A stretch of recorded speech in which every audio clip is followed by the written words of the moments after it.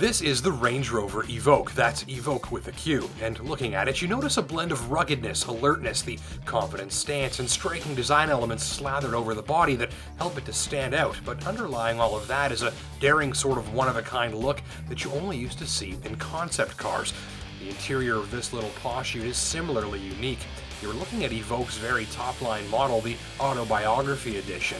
There's a high-tech look to some of the controls and interfaces, not the least of these including the signature dial shifter that rises from the console when you start the engine, or the terrain response controller beneath it, which allows you to engage one of several settings to fine-tune the traction control, throttle, transmission, and four-wheel drive to deal with challenging surfaces beneath.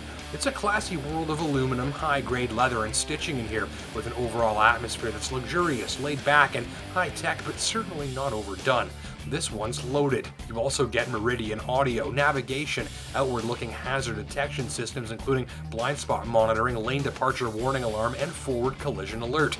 There's memory seating with heated and chilled leather, a massive glass roof, a power tailgate, and piles more.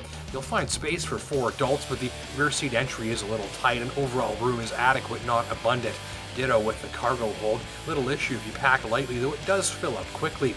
The ride height adds a sense of confidence and a commanding forward view of the road that many shoppers after this sort of machine love, and they'll enjoy it with a ride that's tuned for an athletic flair.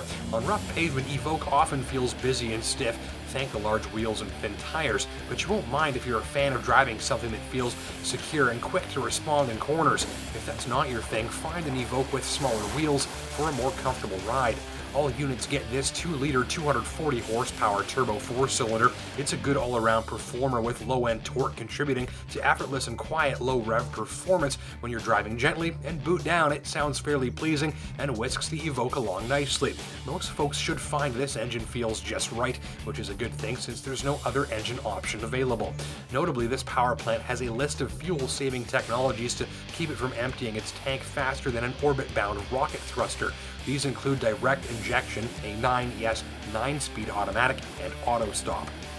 So Autostop, one of those high-tech features starting to become more and more common, and in the Evoque it's a really good example of how that system should be set up. Simple premise, Autostop shuts your engine down when it would otherwise be idling. So for instance, if you're stopped at a red light, your foot's on the brake, the engine shuts off, the rest of the vehicle continues to operate, and then when it's time to go again, you take your foot off the brake, the engine fires up in milliseconds, and by the time you get onto the gas pedal, it's ready to go. Now the key in how Autostop works is there's a really high-speed, high-output starter motor that cranks the engine over in the blink of an eye. Problem is, in a lot of other vehicles with this, that high-speed starter motor is loud. It really torques on the engine. You feel the whole car shake, and it's kind of intrusive, but in the Evoque, there's none of that. It's smooth, it's quiet, and if you've got the stereo on a little bit, you'd hardly notice it was even there, trimming away at your fuel consumption. This is how Autostop should be done. The forward collision warning system is exemplary too. It's another bit of high-tech becoming more common these days, and it uses radar to detect possible collision hazards up the road, warning drivers to hit the brakes before they're thinking about hitting the brakes. Here it's set up well, not overly sensitive, very effective, and no false alarms on my watch. In fact, it did save my butt once, warning me of a collision risk when I was cut off ahead of a red light. Slick stuff. And how's this for slick? The Evoque can even use radar sensors and mathematics and its electric steering system to handle all the steering for you when you're parking. What a fantastic time to be alive. You might not want to get your classy Range Rover too dirty, but you can if you like. Short overhangs and decent clearance beneath minimize the likelihood of whacking the underbelly on obstacles, and the ultra-stiff frame structure is incredibly rigid, even with the big hole cut out of the roof for that glass panel. Even if you've got the Evoque pitched and flexed on just 2 of its wheels, you won't hear any creaking or popping from the body structure, and the 4-wheel drive system, though lacking low range, is smart enough to deal with virtually any terrain the owner might drive it through. The only terrain I found this week was jagged, slippery, sharp slush. You can still see the Evoque working to find traction galore regardless of the surface beneath.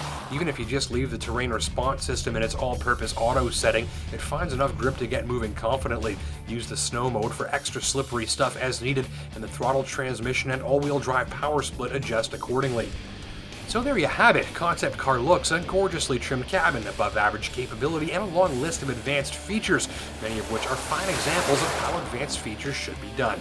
Add in the classy character, luxurious appointments, and handling that won't put you to sleep, you've got a machine that should cater nicely to a driver after a very modern, sophisticated luxury crossover that hits above its weight for technology and design. And if you're planning on spending this sort of cash on a premium ute, the Evoque has at least one competitor that I'd strongly advise you check out.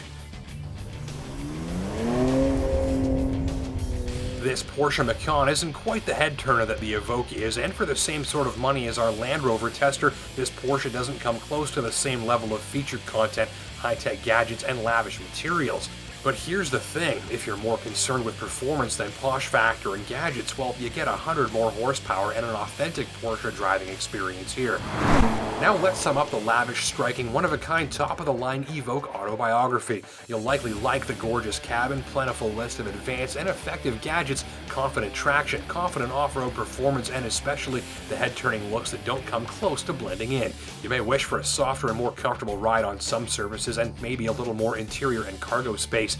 And if you're not too concerned with premium materials and exclusive wheels and trim bits, you might not be a fan of the pricey autobiography package, which, with a few options, push the tester's price past 70 grand. And if you're set on driving something that stands out and packs a sense of adventure on the road or off, this one's worth a look for your luxury crossover dollar. Pricing with turbo engine and four-wheel drive starts under 48 grand, with our top line loaded to the nines tester coming in over 70. Thanks for watching.